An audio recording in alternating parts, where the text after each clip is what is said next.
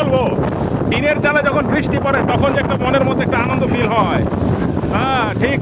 এখন এই মুহূর্তে এই যে কলা গাছের মধ্যে যে ঝড়ো হাওয়া বয়ে যাচ্ছে একদম নদী থেকে, এখানে বিশাল বড় একটা বিল, একদম বর্ষাকালে নতুন পানি, টইটুকুর পানি আপনারা দেখতে পাচ্ছেন বন্ধুরা। ও আমার সাইকেল পড়ে গিয়েছে, ও মাই গড। আপনারা নিশ্চয়ই বুঝতে পারছেন যে মানে কি পরিমাণ দমকা হাওয়া যে সাইকেলটাকে পর্যন্ত ফেলে দিচ্ছে। ওয়াও, আমি নিশ্চিত এই সাইকেলটা আবার পড়ে যাবে। এই সাজ্জাদ, এই দেখে যা রে।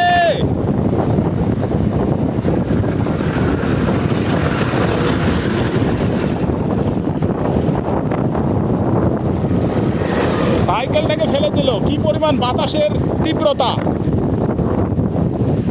Massive wind. ও বাতাস আর বাতাস, एक तो ऑक्सीजन फैक्टर है रे, absolutely. Oh my God, oh oh wow, দেখেন বন্ধুরা, দেখেন কি চমৎকার একটা পরিবেশে, এইরকম একটা পরিবেশে যদি আপনি অবস্থান করেন, এইরকম একটা পরিবেশকে আপনি ইকুইভ্যালেন্ট টু কক্সবাজার, সেম কোনো অংশে কম না।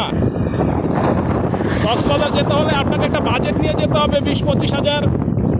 যদি একা যান, সলো রাইড করেন, তারপরে হচ্ছে 10,000। এখানে খুব নামমাত্র মূল্যে চলে এসেছি। বডির যে চর্বি ছিল ওটাকে গলিয়েছি, তারপরে এখানে চলে এসেছি। দুপুরে গুঁড়া মাছ দিয়ে ভাত খাবো, এই হচ্ছে investment. Oh, mind blowing, absolutely mind blowing, mesmerizing, একদম মন্ত্রমুগ্ধকর, মনোমুগ্ধকর। Oh, what a feelings!